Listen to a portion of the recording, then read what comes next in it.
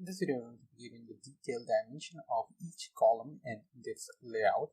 So the way we can do that is first we'll have to define a new dimension. So you already are familiar with the working drawing dimension and the other ones, the elevation marker and all that.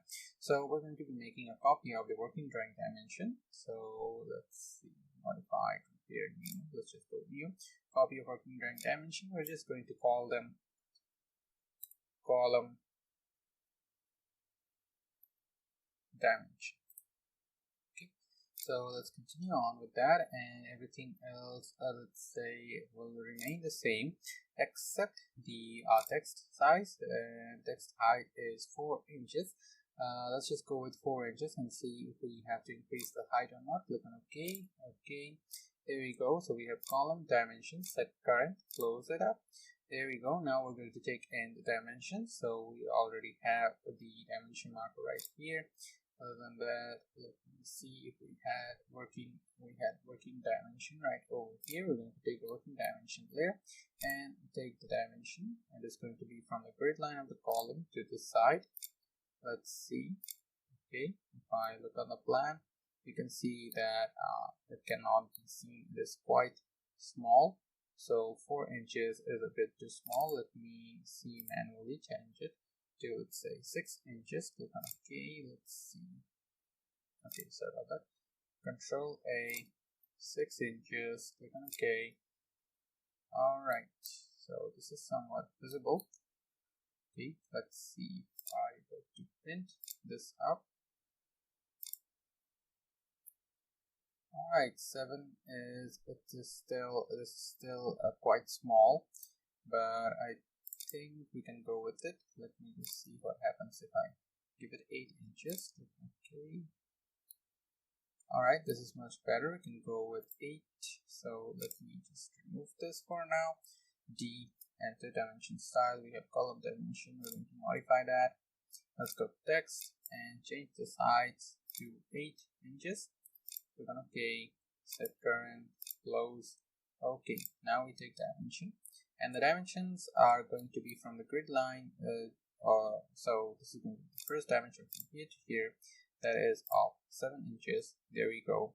And right after that, this is going to be, we're going to take the dimension from here to here. This is 5 inches. There you go. Now I think you have noticed that I took the 5 here instead of taking the 5 from here to here and then placing it here. So when I do that, the dimensions may get overlooked. So if we have the dimension of the width, one on this side, another on this side, this is going to be quite easier to follow.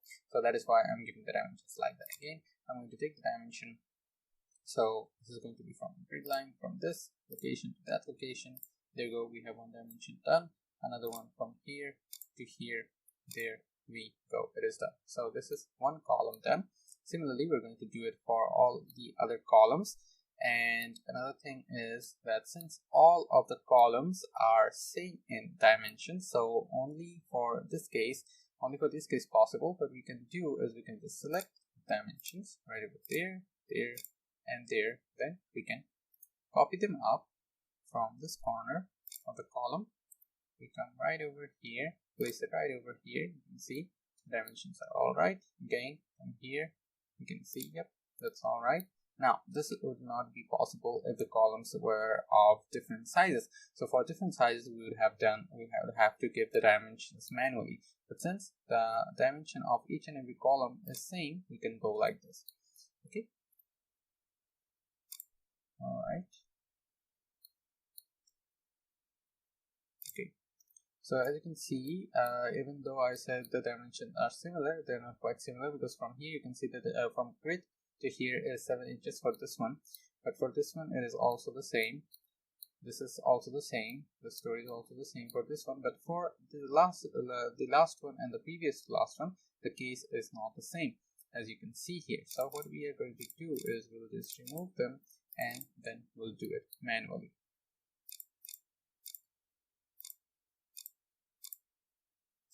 That. Okay, now we take dimension from here to here, 5, and from here to here is 7. And from here to here is 10. And from here to here is 5. And again for this one, from here to here 5. From here to here 7. From here to here 10. From here to here 5. Now another question can arise. The question is that why do we need to give the details like that from the grid line? So the answer to that is that when the columns are going to be constructed, people may know the dimension of the column, but in accordance to the grid, where is the column going to be placed? So if we know the dimensions of the column from the grid line, then it can be easily constructed in the location that we have set it up according to the grid lines. Alright, so there is no mistake in construction. Alright, so that much is done, and I think this time we can do a copy except those and those. So let's first, what I'm going to do is I will just lock 2 layers. First I'm going to lock up the column layer, and then I'm going to lock up the grid layer. Let's see what the grid layer is. Grid lines, there you go. We have locked up 2 layers there. Now I'm going to select everything else there, CO, copy, enter. Click on this place as target, and we're going to place it right over there, and then let's place it right over here. Okay, that's done. Now we come over here again, select everything up, copy them up from here to here, and then here. Now hit enter. Everything else looks quite fine. I'm just going to unlock the 2 layers that I had locked for the purpose of our work. There we go. Now we come here and observe each one if they are from the grid line, if the dimensions are from the grid line. Okay, so far so good. I can see that dimensions are all from the grid lines. Okay. Alright, so 2 dimensions are not matching the grid lines. Alright, and what about these ones? Okay, these have perfectly matched except this one. Let me just remove this. Okay, let's see, except this one. Alright, this, we remove these, this, also this. Other than that, the other one seems to be in place perfectly. Okay, everything else is placed perfectly except just one dimension. We just delete that. Okay, so go over here, and we're going to take our working dimension layer, take the dimension, and we're going to give the dimension from here to here is 5, and let's just delete this, and then another dimension here to here. Sorry, we took it from the wrong side. From here to here is 10.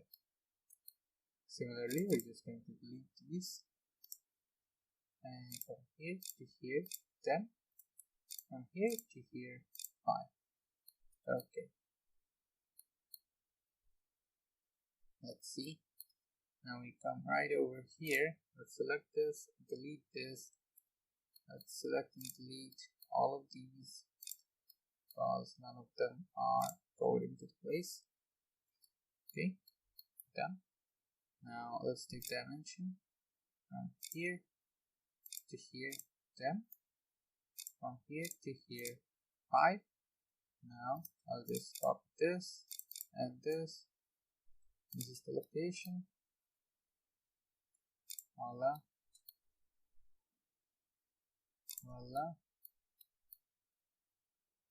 Okay, there, done.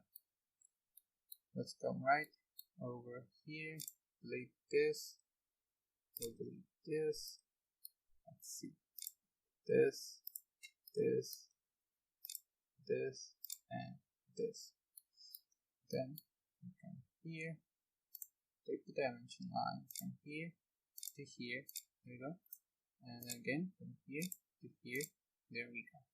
Now we'll just copy